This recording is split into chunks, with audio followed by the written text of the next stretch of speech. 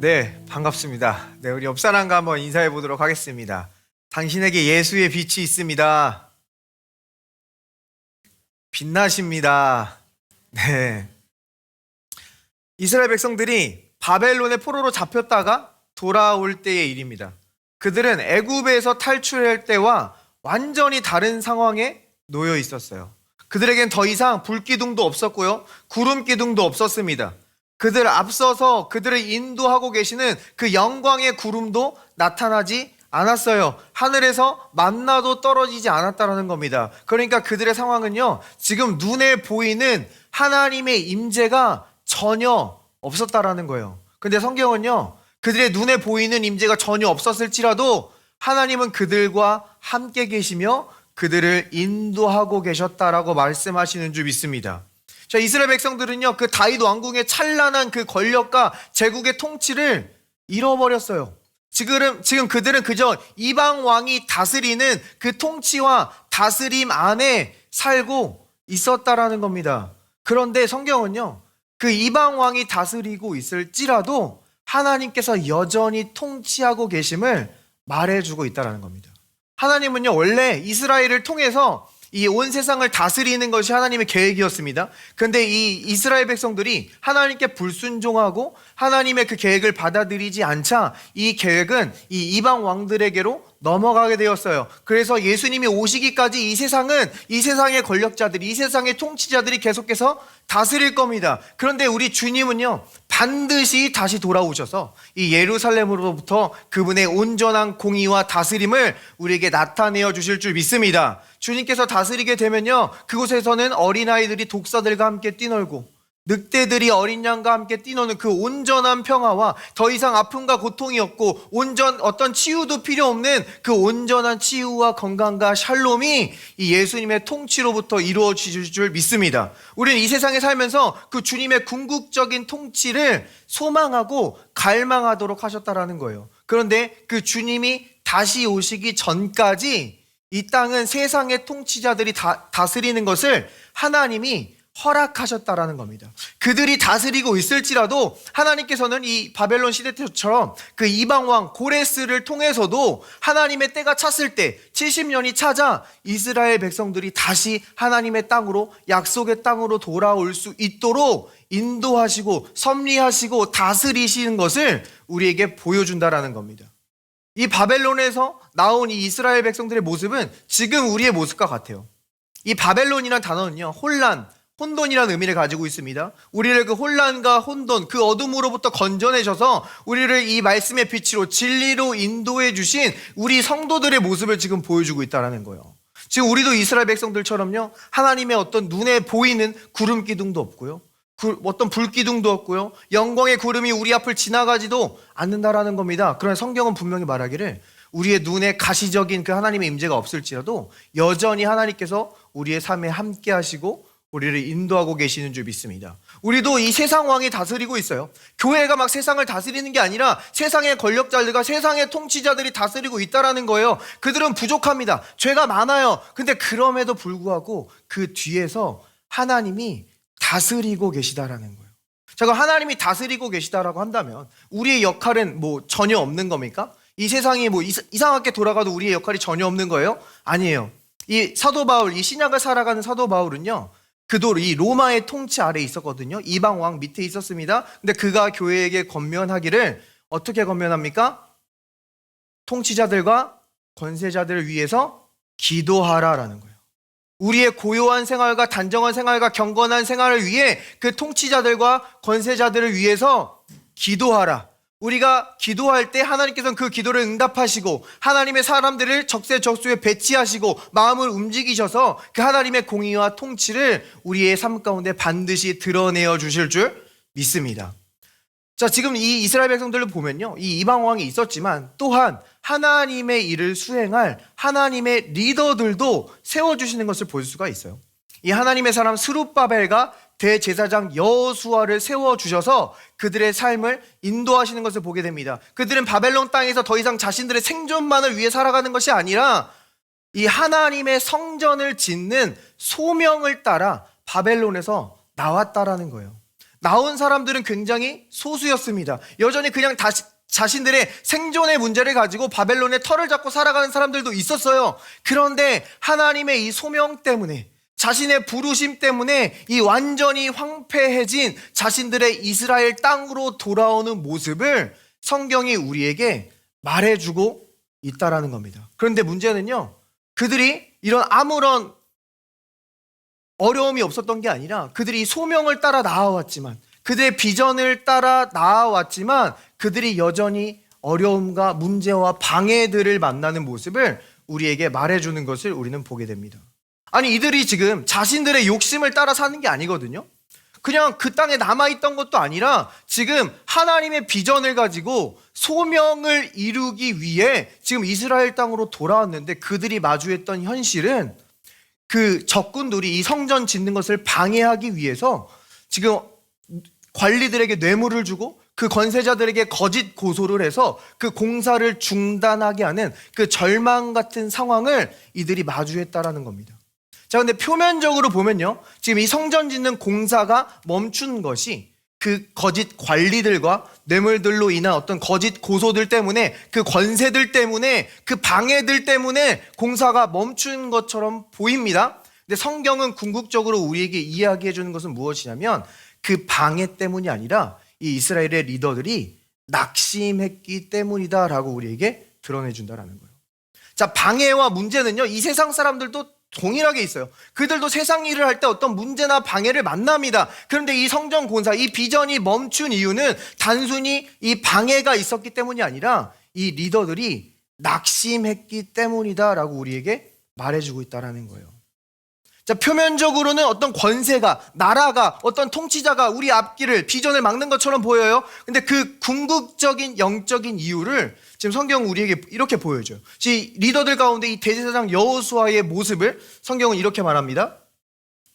대제사장 여호수아는 여호와의 천사 앞에 섰고 사탄은 그의 오른쪽에 서서 그를 대적하는 것을 여호와께서 내게 보이시니라.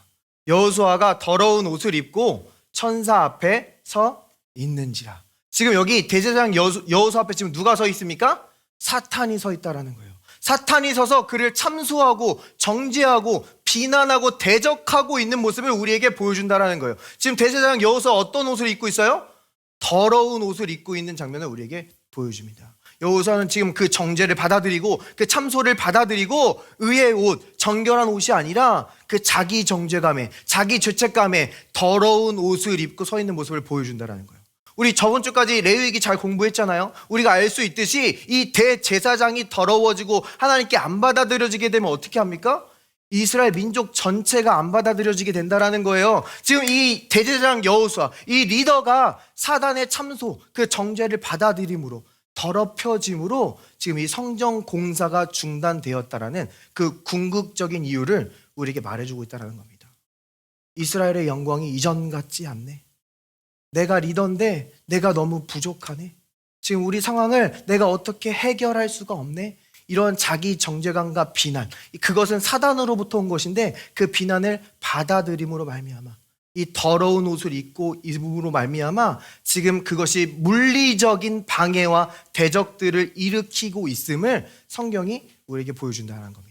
여호수아는 지금 이게 단지 물리적인 방해가 아니라 영적인 전쟁이 있음을 알지 못했어요. 지금 사단이 이 상황 가운데 개입해 있다는 것을 깨닫지 못하고 있었습니다. 자, 그런데 하나님께서는요, 사단이 우리의 삶에 개입할 때 가만히 있으시지 않으시는 줄 믿습니다. 주님도 우리의 삶에 강력하게 개입하고 계시는 줄 믿습니다. 지금 보면요, 여기 사단만 있는 게 아니라 또 누가 있어요? 여호와의 천사가 있대요. The angel of the Lord. 이거 누구라고 배웠습니까? 성육신하기 전에 예수 그리스도라고 배웠습니다. 지금 예수님이, 지금 사단이 정죄하고 있는데 예수님이 그 앞에 서서 이 우리를 위해서, 대제사장 여호수아를 위해서 변호하시고 중재하고 계시는 모습을 우리에게 보여준다라는 겁니다. 그래서 이 하나님께서는요, 이 예수 그리스도의 중재로 말미암아 이 대제사장 여호수아에게 어떻게 지시합니까? 여호와께서 자기 앞에 선 자들에게 명령하사 그 더러운 옷을 벗기라 하시고, 또 여호수아에게 이르시되 내가 내 죄악을 제거하여 버렸으니 내게 아름다운 옷을 입히리라 하시기로, 내가 말하되 정결한 관을 그의 머리에 씌우소서 하며 곧 정결한 관을 그 머리에 씌우며 옷을 입히고 여호와의 천사는 곁에 섰더라. 지금 이 예수님의 그 중재로 말미암아, 그 예수님의 희생으로 말미암아, 예수님께서 우리를 대신해서 죄가 되심으로 말미암아 지금 이 여호수아에게는 의의 옷, 정결한 옷, 아름다운 옷을 입혀주시는 줄 믿습니다. 자, 근데 여기 보면요, 5절에 내가 말하되 정결한 관을 그의 머리에 씌우소서라고 부르고 있어요. 여기서 이 내가는 누구입니까? 이 내가는 스가랴 선지자예요. 스가랴 선지자가 지금 저 여호수아에게 정결한 관을 그 머리에 씌우소서라고 하나님께 외치고 선포하고 기도하고 있는 장면을 우리에게 보여준다는 겁니다. 자, 그러니까요, 우리 주님께서 우리의 삶에 개입하십니다. 사단이 우리 삶에 그냥 일하는 걸 두지 않아요. 우리 삶에 개입하시는데 그 개입하시는 방법이 뭐예요? 하나님의 사람을 우리에게 보내주신다라는 거예요. 그 하나님의 사람을 보내셔서 지금 뭐예요? 저 머리 위에 정결한 관을 씌우소서, 저 사람 위에 머리에 정결한 관을 씌우소서라고 우리를 위해 기도하게 하신다라는 거예요. 우리를 위해 기도하신 하나님의 사람을 우리에게 보내심으로 주님께서 우리의 삶에 개입하고 계시는 줄 믿습니다. 또한 우리 삶에 다가와서 주님께서 우리 대신 채찍에 맞으시고 우리의 모든 죄를 짊어지시고 십자가에서 죽으셨기 때문에 우리는 의의 옷을 입게 되었고, 주님께서 우리의 모든 스트레스와 고뇌와 악한 생각, 그 모든 가시면류관을 자신의 머리에 짊어지심으로 우리는 정결한 관, 의의 면류관, 평화의 관을 쓰게 되었다라는 이 진리의 복음을 우리에게 선포하는 그런 하나님의 사람들을 우리 삶 가운데 보내주시는 줄 믿습니다. 하나님께서 여러분들을 사용하실 때도요, 여러분에게 있는 그 친구, 여러분에게 있는 그 가족, 그들을 위하여 기도하게 하심으로, 그들에게 이 예수 그리스도의 죄 용서함을 전하게 하심으로 사단의 일을 파하고 하나님의 놀라운 일들을 그 가정 가운데, 그 직업 가운데 세워주시는 줄 믿습니다. 이것이 하나님의 방법이라는 거예요. 자, 그런데 이 스가랴는요, 지금 이 이스라엘의 리더 여호수아에게만 온 것이 아닙니다. 이 스가랴 선지자는 또 다른 리더 스룹바벨에게도 하나님께서 보내주시는 것을 보게 돼요. 이 스룹바벨에게 보내실 때 하나님께서는 그에게 이러한 그림을 먼저 보여주십니다. 자, 보면은 지금 이 가운데 금초대 메노라가 지금 두 감람나무, 기름을 내는 나무입니다. 감람나무에 연결되어서 끊임없이 기름을 공급받음으로 이 메노라의 불이 꺼지지 않는 모습을 보여준다라는 겁니다. 이 감람나무는요, 성령 하나님을 상징해요. 그리고 이 이어져 있는 두 선을 바로 여호수아와 스룹바벨이다라고 말해주고 있어요. 여호수아와 스룹바벨이 성령의 끊임없는 공급을 이 메노라에게 공급함으로 말미암아 이 메노라가 꺼지지 않는다. 이 메노라에 대해서는 오늘 차차 계속해서 자세히 나눠볼 겁니다. 자, 이 그림을 보여주고 나서 그에게 하나님께서 이렇게 선포하시는 것을 보여줍니다. 그가 내게 대답하여 이르되 여호와께서 스룹바벨에게 하신 말씀이 이러하니라. 만군의 여호와께서 말씀하시되 이는 힘으로 되지 아니하며 능력으로 되지 아니하고 오직 나의 영으로 되느니라. 지금 이 당시에 스룹바벨은요, 다윗 왕국의 그 제국의 강력한 힘이 없었습니다. 솔로몬 왕 때 그 찬란한 부귀와 영화와 그 많은 재물들이 없었다라는 거예요. 힘도 없었고 능력도 없었다라는 겁니다. 그런 일이 초라한 스룹바벨에게 지금 하나님께서 뭐라고 선포합니까? 능으로 되지 아니하고 힘으로 되지 아니하고 오직 나의 영으로 되느니라. 우리가 저번 한 주 우리의 삶을 돌아볼 때요, 우리의 연약함을 많이 마주하셨을 수 있어요. 나의 결핍 등을 마주했을 수 있어요. 하나님이 분명히 나를 부르시고 비전을 주신 것 같은데 정말 그것이 내 삶에 이루어질까 막막함에 낙심했을 수 있습니다. 그러나 이 시간 성령께서 우리에게 선포하십니다. 이는 힘으로 되지 아니하고 능으로 되지 아니하며 오직 나의 영으로 되느니라. 자, 그러시면서 이어서 이렇게 선포하십니다. 큰 산아 내가 무엇이냐? 내가 스룹바벨 앞에서 평지가 되리라. 많은 하나님의 사람들이 간증합니다. 그들이 하나님의 사역을 할 때 많은 방해와 문제들이 나타나요. 그들 시기하고 질투하고 어떻게든 넘어뜨리려는 세력들이 나타나요. 그런데 그들의 간증은 무엇입니까? 하나님께서 그들을 아예 없애주셨다는 거예요. 그들을 찾아도 찾을 수 없을 정도로 없애주셨다는 거예요. 하나님은요, 우리가 이 산을 만났을 때 그 산을 올라가는 게 아닙니다. 그 산을 돌아가는 게 아닙니다. 그 산을 없애주신다는 거예요. 주님께서 우리에게 행하신 일을 받아들이고 내게 정죄하고 참소하는 그 사단의 죄책감을 떨쳐버리고 그 정죄를 떨쳐버리고 우리가 믿음으로 한 걸음을 내디딜 때 주님께서는 우리 앞에 있는 이 모든 문제를 평지가 될지어다, 모든 문제를 밟아주시고 우리가 그 주님께서 예비하신 그 길로 걸어가게 하시는 줄 믿습니다. 자, 우리는 이렇게 큰 문제를 만났을 때 그러므로 우리는 이렇게 고백할 수 있는 거예요. 머릿돌을 내려올 때 우리가 외치기를 은총이 그에게 있을지어다. 그레이스예요. 우리가 문제를 만났을 때 안 해, 못해가 아니라 은혜를 외치는 거라는 겁니다. 나는 힘이 없지만, 나는 능이 없지만 내게 부어주는 그 은혜로 말미암아 이루어질지어다. 내게 값없이 부어지는 그 성령의 능력으로 말미암아 행할지어다. 주님께서 우리에게 담대하게 선포하여 주시는 줄 믿습니다. 자, 우리가 이것을 확신할 수 있는 이유는요, 그 다음 절에 보면 이렇게 말해주고 있어요. 스룹바벨의 손이 이 성전의 기초를 놓았은즉 그의 손이 또한 그 일을 마치리라 하셨나니 만군의 여호와께서 나를 너희에게 보내신 줄을 내가 알리라 하셨느니라. 지금 스룹바벨은요, 이 보낸 선지자들의 그 말을 듣고 말씀을 믿고 이 풀린 다리를 일으켜서 이제 막 한 걸음을 뗐습니다. 이제 막 기초돌을 놨어요. 근데 하나님께서 지금 뭐라고 부르신다고요? 그가 이 모든 일을 완성한 것을 바라봐 주신다라는 거예요. 오늘 우리에게 선포된 말씀으로 우리는 다시 마음의 힘을 얻었어요. 그 힘을 얻고 한 걸음을 내디뎠을 뿐인데 하나님께서는 우리가 그 모든 소명을 이룬 완성자로 우리를 바라봐 주신다라는 겁니다. 하나님께서 이 기드온에게 나타나셨을 때도요, 그는 겁쟁이였습니다. 이 포도주 틀에서 이 곡식들을 타작하고 있었어요. 미디안의 병사들이 무서웠기 때문이에요. 그러나 그에게 하나님께서 어떻게 말씀하세요? 용감한 용사다 불러주신다라는 거예요. 예수님의 제자 베드로는 어땠습니까? 감정에 따라, 상황에 따라, 이랬다가 저랬다가 그의 마음은 갈대와 같았어요. 그런데 그를 향해 뭐라고 불러주세요? 굳건한 반석이라고 불러주신다라는 겁니다. 주님께서 이렇게 불러주셨을 때 그들의 삶의 내용이 기도는 실제로 이스라엘을 구원하는 용사가 되고 베드로는 교회를 세우는 굳건한 반석이 된 줄 믿습니다. 주님께서 우리의 삶을 모든 사명을 완성한 완성자로 불러주실 때 우리의 삶의 내용은 실제로 그 모든 것을 성취하고 취한 하나님의 완성자로서 우리의 삶의 내용이 가득 채워지게 되는 것인 줄 믿습니다. 우리는요, 때로는 이 믿음의 자리를 소망의 자리에게 양보할 때가 있어요. 믿음은 현재적인 거고 소망은 미래적인 겁니다. 그래, 하나님이 하시겠지 뭐. 그래, 하나님이 이루시겠지 뭐. 이렇게 믿음의 자리를 그냥 소망의 자리에 양보할 때가 있어요. 자, 그런데요, 이 예언의 말씀은요, 물론 미래의 것을 다루는 게 맞습니다. 근데 이 예언의 말씀은 지금 현재 가운데도 역사한다라는 거예요. 그래서 이 예언의 말씀이 이 스룹바벨과 이 여호수아에게 선포되었을 때에 그 어떤 일이 일어난지 에스라는 이렇게 선포합니다. 유대인들의 장로들이 건축하고 대언자 학개와 이도의 아들 스가랴의 대언을 통해 형통하였더라.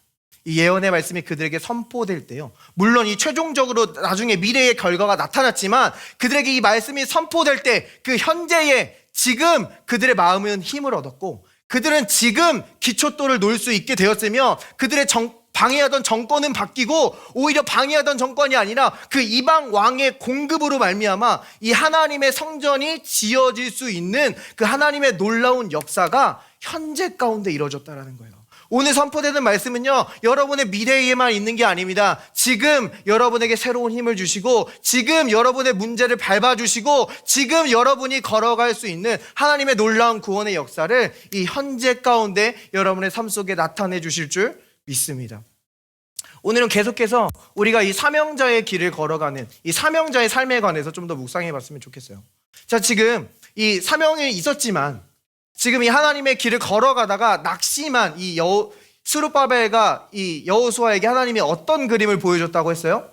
금초대, 이 메노라를 보여줬다고 했습니다. 그러므로 우리가 이 사명의 길을 가다가 지칠 때, 힘들 때 이 메노라를 묵상하는 것이 우리에게도 큰 힘을 주실 줄 믿습니다. 자, 그러면은 이 금초대는 성경에서 어떠한 의미를 가지고 있어요? 금초대는 성막에서 유일하게 빛을 내는 성물입니다. 그러니까 이것은 영적인 빛을 나타내는 거예요. 근데 하나님께서는요, 성경에서 이 자연적인 빛도 말씀하신 적이 있죠. 태양과 달과 별들, 이 창조의 이야기는요, 근데 창세기 1, 2장 이 두 장에 끝나버립니다. 근데 이 성막에 관한 이야기, 이 영적인 빛에 관한 이야기는 창세기, 출애굽기, 레위기, 성경 곳곳에 하나님께서 많은 양을 들여서 그것을 설명하시고 우리에게 그것을 보여주시는 것을 보게 됩니다. 그러니까 하나님의 마음이 지금 어디에 있는지 보여주는 거예요. 세상 사람들은요, 그 자연적인 빛, 성경에 두 장 나오는 그 빛을 극심히 연구하고 탐구하고 그렇게 과학자들이 그 빛을 밝혀내는 것을 보게 됩니다. 이처럼 하나님께서 두 장 이외에 훨씬 더 많은 양을 우리에게 이 영적인 빛을 설명하셨는데, 우리가 그 빛을 연구하고 탐구하는 것은 우리에게 굉장한 가치가 있는 일인 줄 믿습니다. 그래서 오늘 한번 이 메노라에 관해서 한번 살펴봤으면 좋겠는데요. 이 성경에서 이 메노라는 가장 처음 이 출애굽기에서 이렇게 보여지는 것을 보게 됩니다. 너는 순금으로 등잔대를 쳐 만들 때 그 밑판과 줄기와 잔과 꽃받침과 꽃을 한 덩이로 연결하고, 이 메노라는 순금으로 만들어집니다. 다른 것이 섞인 것이 아니라 온전한 금이라는 이야기예요. 이것은 우리 예수님의 그 온전한 신성을 드러낼 때도 이 순금이 사용되는 것을 볼 수 있죠. 그러니까 이 메노라는 우리 예수님을 상징하는 것이라고 우리가 볼 수 있습니다. 이 예수님의 빛을 나타내는 거예요. 자, 근데 우리가 이 예수님의 빛이 세상의 빛이다라고 좀 오해하는 경우도 있어요. 물론 예수님께서 나는 세상의 빛이다 말씀하신 적이 있습니다. 자, 그런데 이 메노라가 지금 어디에 있어요? 성막 안에 있어요. 성막은 완전한 덮개로 덮여 있습니다. 자, 그러면은 세상이 이 메노라, 이 금초대의 빛을 볼 수 있어요, 없어요? 없다라는 거예요. 이 메노라의 빛은요, 그 성막 안으로 들어가서 하나님의 임재 가운데로 나아가는 제사장들만 볼 수 있는 빛이라는 겁니다. 그래서 예수님께서 요한복음에서 나는 세상의 빛이다 말씀하셨지만 그 전제가 뭐예요? 내가 이 땅에 있는 동안에, 예수님께서 있는 동안에 세상의 빛이에요. 그리고 마태복음에서 어떻게 얘기합니까? 너희가 세상의 빛이다 라고 말해주고 있어요. 이 산 위의 동네는 숨겨질 수 없다, 너희는 세상의 빛이다 라고 말한다라는 거예요. 그러니까 이 뜻은 무엇이냐면요, 이 영적인 빛, 이 예수 그리스도의 빛은 바로 왕과 제사장이 되어 하나님의 임재 가운데 나아가는 저와 여러분에게만 주어진 특별한 은혜인 줄 믿습니다. 세상은 이 빛을 볼 수가 없어요. 그런데 이 주님의 말씀 앞에 나아가서 그 말씀의 빛 가운데서 빛을 보는 우리에게 주어진 특별한 은혜라는 거예요. 우리는 세상에 나아가서 은혜를 구하지 않습니다. 세상이 우리를 통해서 은혜를 입게 하신다라는 거예요. 하나님께서 여러분이 가는 곳마다 그곳을 비추게 하시고 어둠을 떠나가게 하시고 온전히 보게 하시는 세상의 빛으로 여러분을 불러주셨음을, 여러분의 그 부르심을 우리에게 분명히 설명하고 계신 줄 믿습니다. 그런데 메노라를 다시 보면요, 이 순금으로 만들어졌는데 이것을 어떻게 만드냐면 쳐 만들되라고 말해주고 있어요.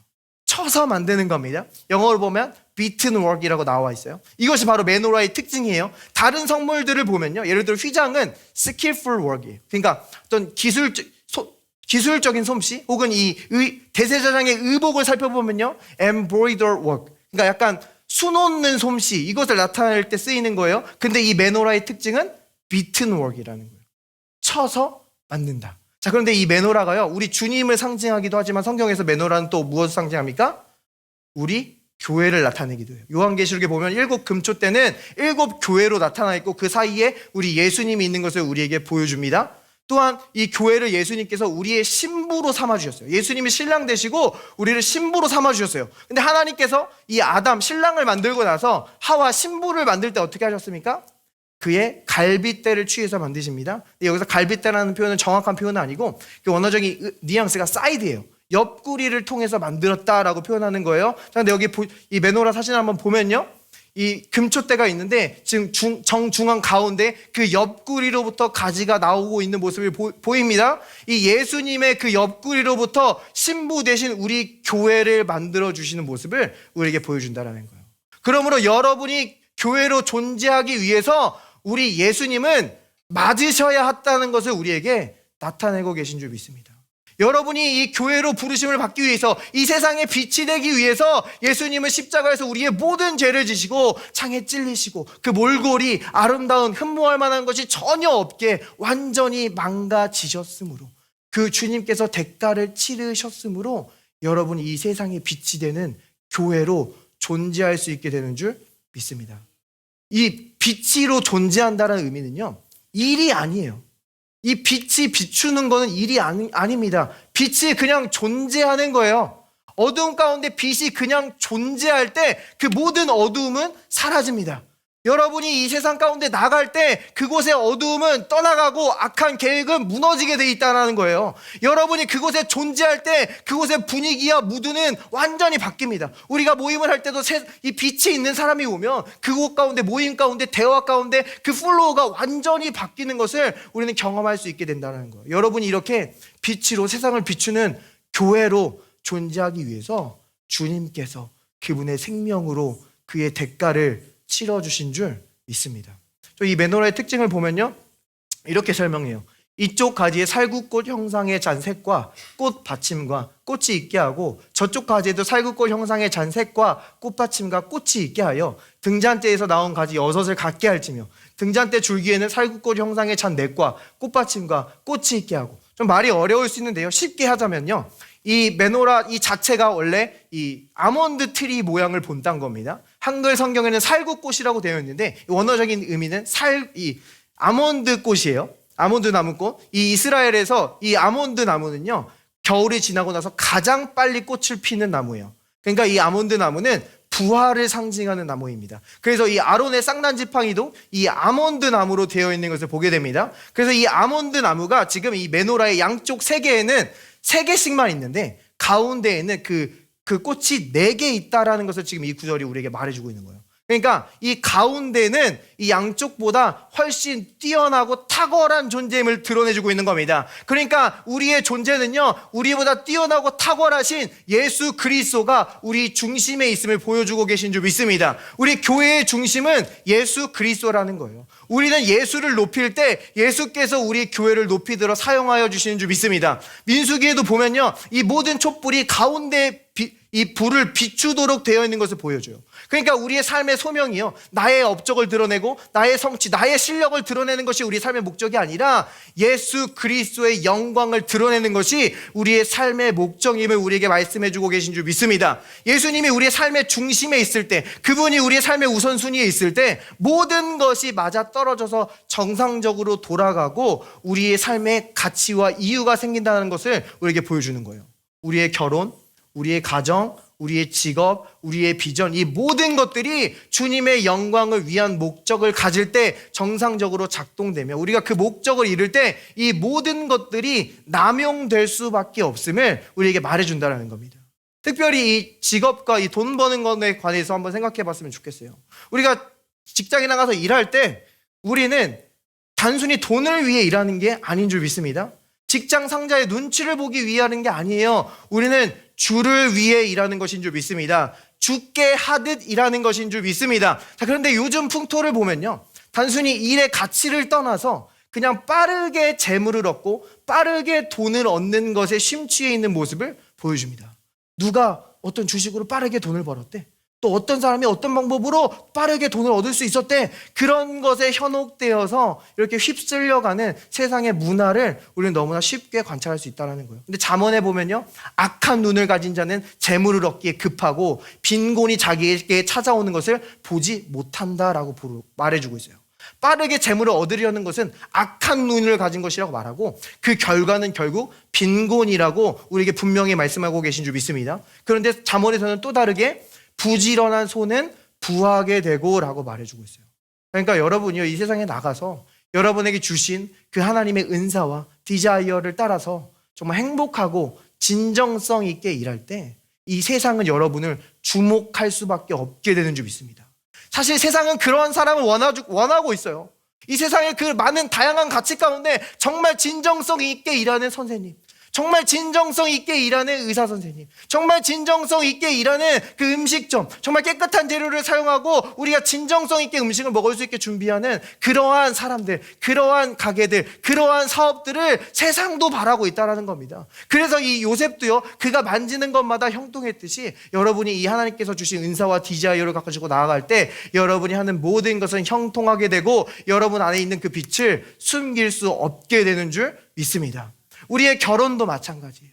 이 결혼도 하나님께 영광 돌리는 것이 목적이 될 때 이 모든 것이 제대로 동작할 수 있게 된다는 거예요. 우리가 서로만을 바라보면서 서로만을 충족시키는 것이 목적이 될 때 우리는 서로를 향해 실망할 수밖에 없게 됩니다. 그러나 우리에게 이 온전한 목적이 있을 때 이 자연적인 차원이 아니라 그 높은 차원의 원리로 돌아가게 되어 있다는 거예요. 근데 이 세상 또 요즘 풍토를 보면은 이 결혼의 가치 자체를 아예 폄하하고 받아들이지 못하는 그런 안타까운 모습을 보게 됩니다. 그냥 뭐 살아보고 맞으면 결혼하지 뭐 이러한 모습들을 많이 보게 돼요. 근데 성경에서 결혼은 언약으로 나와요. 하나님과 이스라엘 백성들의 관계, 예수님과 교회의 관계를 말할 때, 그 언약을 말할 때 이 결혼이 사용된다라는 겁니다.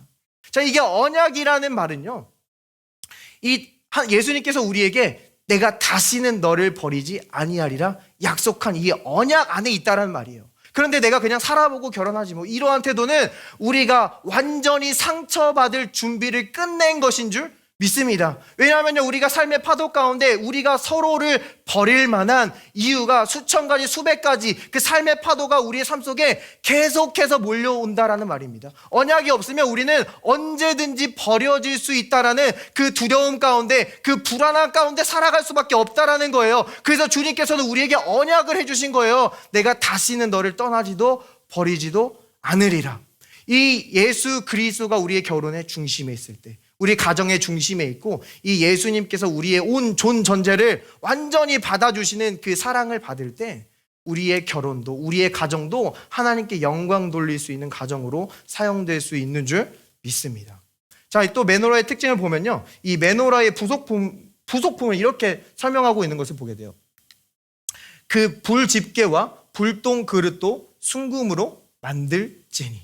여기 이게 뭐 하는 물건이냐면요, 지금 메노라가 불타고 있는데 그 심지가 불타게 되면 이 불이 잘 안 붙기 때문에 그 다 검게 그을린 심지를 잘 정리해가지고 계속해서 불이 잘 붙을 수 있도록 도와주는 보조 도구입니다. 자, 근데 이 심지는요, 성경에 나와 있지 않지만 이 유대 전통에 따르면 이 제사장들의 헌옷으로 만들었다고 해요. 그러니까 이 제사장들의 옷은 린넨으로 되어 있었기 때문에 그 헌 린넨으로 이 심지를 만들었다는 겁니다. 그러니까 이 심지는요, 값비싼 물건이 아니라는 거예요. 그런데 보면 지금 어떻게 돼요? 이 심지가 완전히 탔을 때 그것을 그냥 땅에 버리는 게 아니라 지금 이 도구들로 그것을 자르고 이 불똥 집게로 그 불똥 그릇에 그것을 보관하는 모습을 우리에게 보여준다는 겁니다. 자, 심지가 완전히 검게 그을렸다는 의미는 무엇입니까? 이것이 전에는 활활 타올랐다라는 의미예요. 내가 전에는 주를 위해 불타올랐는데, 내가 전에는 주님을 향한 은사와 간증들도 많았는데, 나를 통해 사람들이 많은 은혜를 받았는데, 지금 내 삶의 어떤 이유로 인해서, 육아로 인해서, 바쁜 사업으로 인해서, 어떤 내 삶의 어떤 문제로 인해서 지금은 타고 있지 않은 모습을 우리에게 보여준다는 겁니다. 그런데 우리가 지금 그러한 모습일지라도 우리 주님은 어떤 분이십니까?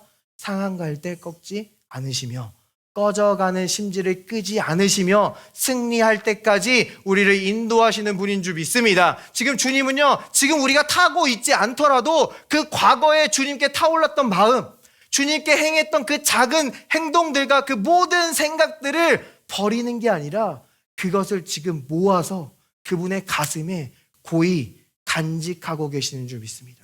우리의 부르심은요, 단순히 기능이 아니에요. 단순히 너가 이 일 못해? 그럼 잘라버리는 그런 기능으로 어떤 큰 물체의 톱니바퀴로 우리의 소명과 우리의 부르심을 주신 게 아니라는 겁니다. 성경에 보면요, 우리의 부르심은 1차적으로 관계예요. 하나님은 우리를 자녀라고 불러주시고요, 그분의 신부라고 불러주시고요, 우리의 친구라고 불러주신다는 겁니다.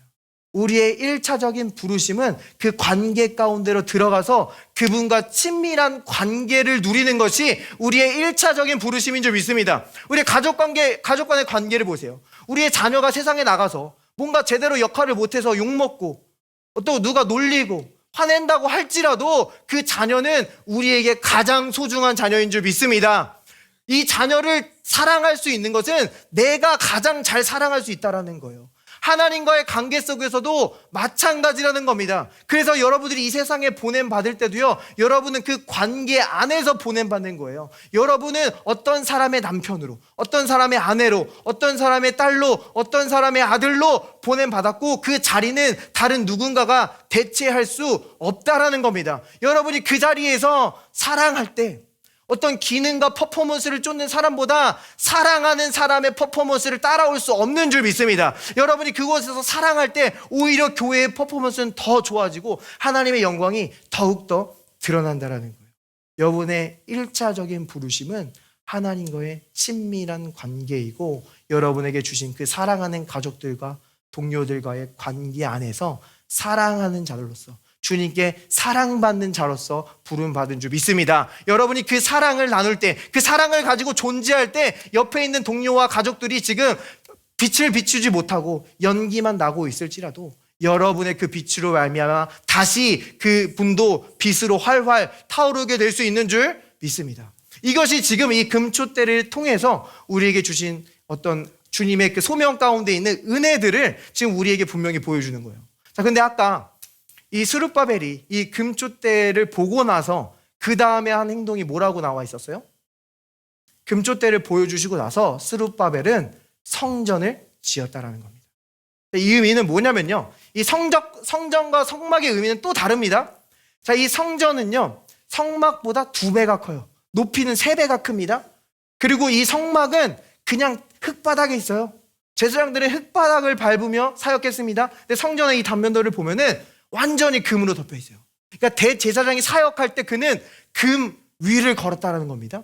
그리고 성막은요 메노라가 하나예요. 성전은 메노라가 10개예요. 그리고 제사장들이 씻는 물두멍은 성막은 하나입니다. 성전은 11개라는 거예요. 이 성전은 솔로몬의 그 이스라엘의 가장 황금기에 지어졌어요. 그러니까 이 성전은요 하나님의 영광을 나타낸다라는 거예요. 이 시편에도 보면은 성전의 모든 것들이 glory, glory, 영광이라고 외친다라고 우리에게 증언하고 있는 것을 보게 됩니다. 그러니까 지금 이것이 우리에게 주는 메시지는요, 주님께서 이 메노라를 통해, 이 성막을 통해 우리에게 은혜를 부어주시고 나서 우리를 인도하시는 것은 하나님의 영광이라는 거예요. 우리 사명자의 삶 가운데 은혜를 부으시고 나서 그 다음에 우리를 인도하는 것은 우리의 삶이 하나님의 영광을 드러낼 수 있도록, 우리의 소명의 목적이 우리의 삶에서 하나님의 영광이 드러내는 것이 목적임을 우리에게 말해주고 있다는 겁니다. 자, 그러면 이 성전을 짓는다라는 것이 어떠한 의미입니까? 베드로전서는요, 우리가 살아있는 돌이 돼서 이 신령한 집, 성전으로 지어져 간다라고 말합니다. 베드로전서 한번 보겠습니다. 사람에게는 버림받았으나 하나님께는 택하심을 입은 보배로운 산돌이신 예수께 나아가 너희도 산돌같이 신령한 집으로 세워지고 예수로 말미암아 하나님이 기쁘시게 받으실 신령한 제사를 드릴 거룩한 제사장이 될지리라. 우리는 성전으로 지어져 가는 살아있는 돌이다라고 말해주고 있어요. 여기서 살아있는 돌의 의미는 무엇입니까? 이 유대 문화에서 이 살아있는 돌이라는 의미는요, 그냥 땅바닥에 있는 일반적인 돌은 죽은 돌이라고 얘기해요. 근데 이 돌이 하나님과의 관계 속에서 목적을 가질 때, 하나님의 영광을 드러내는 목적을 가질 때 이것을 살아있는 돌이라고 얘기합니다. 그러니까 예를 들어서 이 야곱이 이 베델에서 주님을 만나고 그곳에 하나님의 집이라고 명하고 그곳에 돌을 세웠을 때 그건 살아있는 돌이 되는 거예요. 이 이스라엘 백성들이 이 가나안 땅을 얻고 나서 이 모든 것이 하나님의 은혜였음을 고백하기 위해서 12돌을 세웠을 때 그것은 살아있는 돌이 된다는 겁니다. 그 돌들은 죽은 게 아니라 그 돌들은 그곳에서 살아서 이 모든 것을 하나님이 하셨음을 증언한다는 거예요. 그곳에 서서 이곳에서 하나님의 영광이 있었음을 증언하는 살아있는 돌이 된다는 겁니다. 그러니까 우리가 성전이 되는 이 살아있는 돌이라고 말한다는 것은 우리가 이 성전이 돼서 하나님의 영광을 드러내는 특별한 목적을 갖고 있는 돌이다라고 우리에게 말씀하고 계신 줄 믿습니다. 자, 그럼 이 죽은 돌이 어떻게 살아있는 돌이 됩니까? 우리가 그 과정을 한번 좀 살펴봤으면 좋겠어요. 솔로몬은요, 이 성전의 돌을 캐내기 위해 이렇게 말하는 것을 보게 됩니다.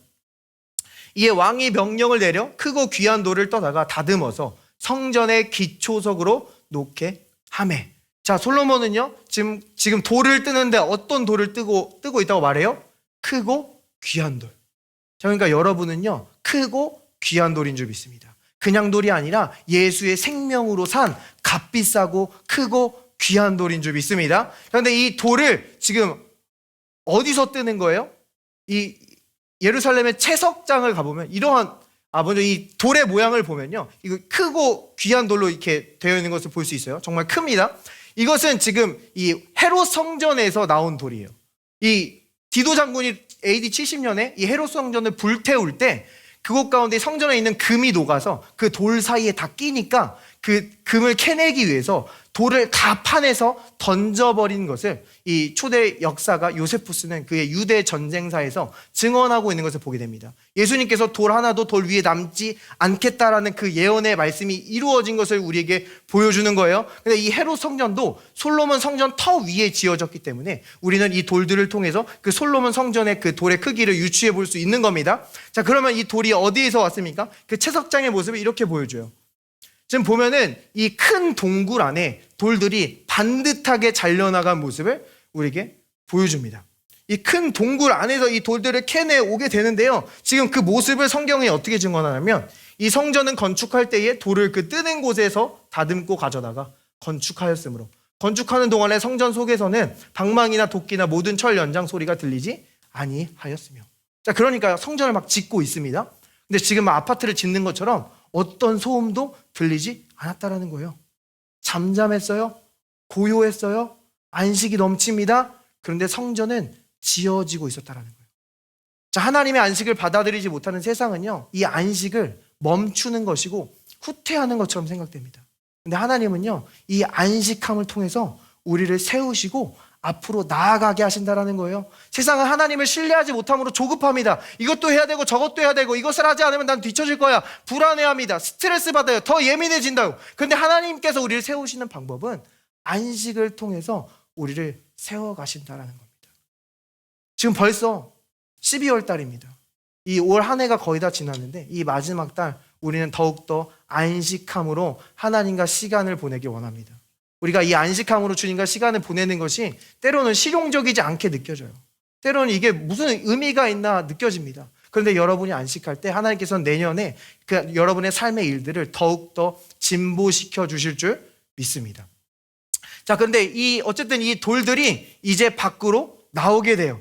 이 지금 엔지니어들도 이렇게 큰 돌들이 어떻게 여기까지 옮겨졌는지 의아해하고 있습니다. 그런데 이 돌들이 옮겨진다라는 거예요. 근데 아까 채석장 사진을 보면요, 그곳은 동굴이었습니다. 그러니까 지금 조명을 켜놔서 그 안이 보이는 거지 솔로몬 시대 때는 그 안이 완전한 암흑으로 뒤덮여 있었다라는 거예요.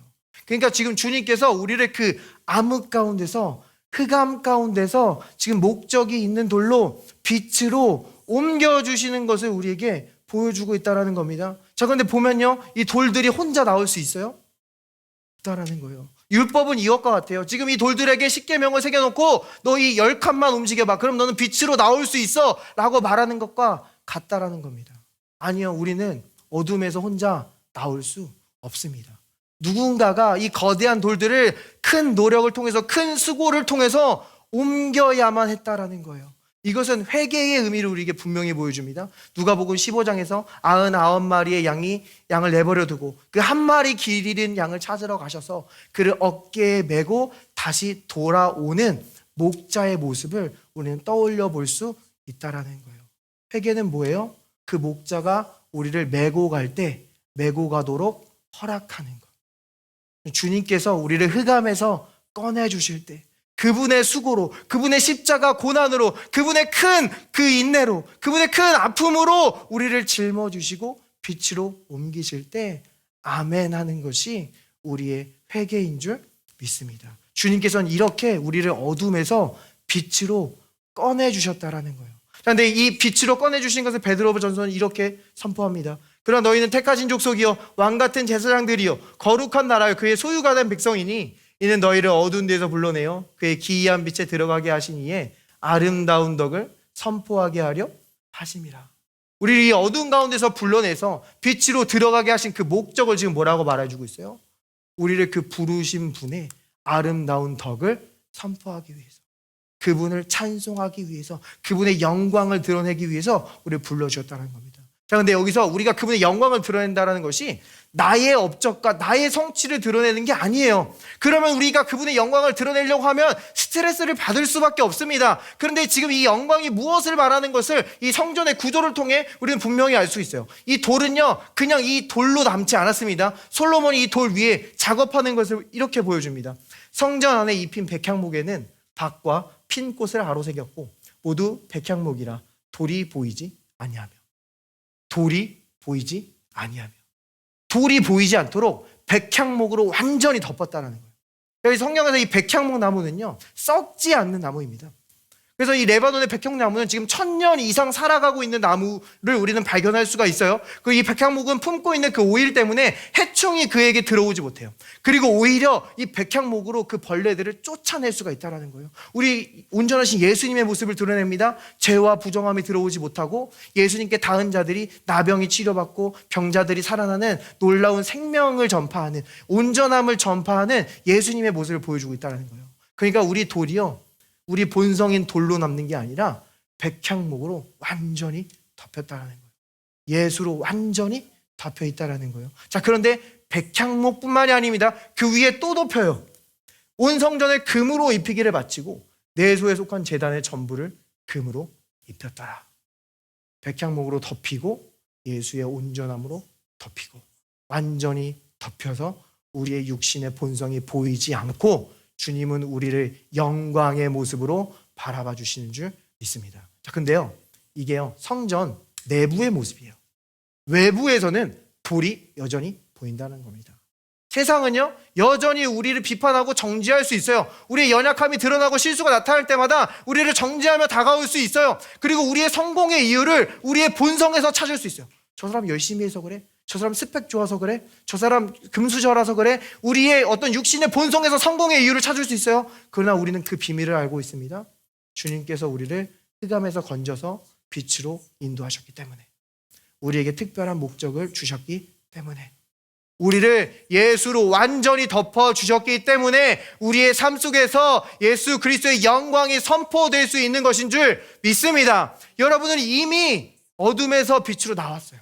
여러분은 이미 예수로 덮였어요. 그러므로 여러분은 지금 예수 그리스도의 영광을 드러낼 수 있다는 겁니다. 저에게는 빛난 직업이 없는데요, 저에게는 어떤 빛난 재물이 없는데요, 여러분의 것을 드러내는 게 아니라 우리가 선포하는 영광은 예수 그리스도의 업적입니다. 예수 그리스도께서 십자가에서 온전히 행하신 그분의 영광을 드러내는 것인 줄 믿습니다. 그분께서 온전히 일을 행하심으로 우리 삶 속에서 드러나는 모든 선한 일은 이 예수 그리스도의 영광을 선포할 수밖에 없게 된다는 거예요.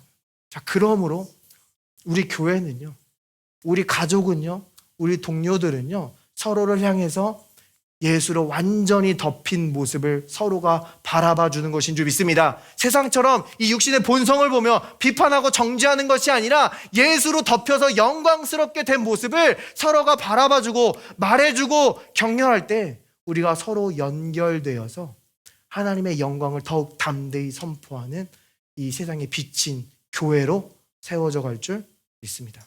말씀을 마무리하도록 하겠습니다. 아까 스룹바벨에게 나타나셔서 하나님께서 말씀하시기를 이는 힘으로 되지 않고 능으로 되지 않고 오직 나의 영으로 된다 말씀하셨어요. 이 영에 대해서 이사야 선지자는 이렇게 예언합니다.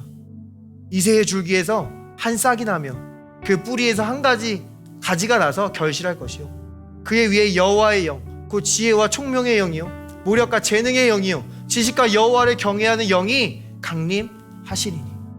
여기서 이 가지는요, 예수 그리스도를 말하는 겁니다. 이 예수 그리스도 위에 지금 7 영이 임재하신 모습을 우리에게 보여줍니다. 이것은 여기뿐만이 아니라 계시록에서도요, 예수 그리스도와 그 보좌 앞에 있는 7 영으로부터 너희에게 은혜와 평강이 있을지어다 이렇게 기도하는 장면이 나와요. 그러니까 예수와 이 7 영이 언제나 함께 역사함을 우리에게 말해주고 있는 겁니다.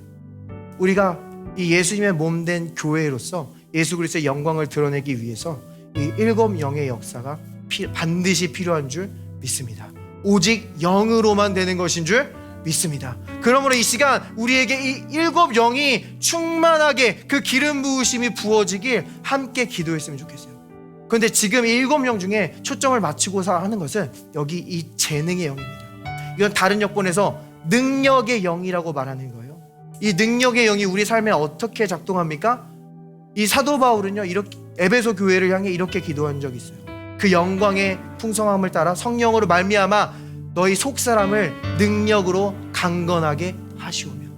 우리 속사람을 능력의 영이 강건하게 해주시는 겁니다. 우리 속사람이 능력의 영이 강건해지는 게 어떤 의미예요? 우리의 상황에 대해서는요, 인내의 열매가 맺히는 겁니다. 상황이 내 마음대로 되지 않아도, 내 생각대로 굴러가지 않아도 내 속사람이 강해지면 인내할 수 있게 되는 거예요. 사람에 대해서는요, 오래 참음의 열매가 맺히는 거예요. 저 사람이 내게 상처 주고 내 맘대로 하지 않는다고 하더라도 기쁨으로 오래 참을 수 있는 속사람의 강건함이 생긴다는 겁니다. 그러니까 세상이 상황과 사람으로 나를 아무리 흔들어도 내 비전과 내 소명과 내 기쁨이 흔들리지 않는 우리를 강건하게 하시는 영이라는 겁니다. 우리 이 시간 두 손 들고 이 성령이 우리에게 강력하게 임재하시기를 우리가 다 같이 기도했으면 좋겠습니다. 이 능력의 영이 그 능력대로, 그 구하신 능력대로 능하게 하시며 그 모든 견딤과 오래 참음에 이르게 하시는 성령의 기름 부으심이 모든 그레이스 하우스에게 강력하게 임할지어다. 우리 영으로 기도하며 나가길 원합니다. Let us pray in spirit. 주님, 이번 한 주 우리를 만족시킬 수 없는 세상의 것들이 아니라 우리를 말씀으로 비추시사 주님의 아름다움이 우리 안을 채우게 하시며 우리를 인도하셔서 이번 한 주 우리의 삶의 중심이 되시고 우리의 삶 속에서 그리스도의 그 풍성한 영광을 모든 삶의 영역에서 나타날 수 있도록 성령여 역사하여 주시옵소서. 예수님의 이름으로 기도합니다. 아멘. 네, 이 좋은 예수님을 아직 영접하지 않으신 분이 있다면 저와 함께 기도했으면 좋겠습니다. 예수님, 주님께서 나의 모든 죄를 지시고 저를 의롭게 하신 줄 믿습니다. 주님의 죽음으로 나는 부활의 생명을 얻었습니다. 나는 주님의 자녀입니다. 감사합니다. 예수님의 이름으로 기도합니다. 아멘. Praise the Lord.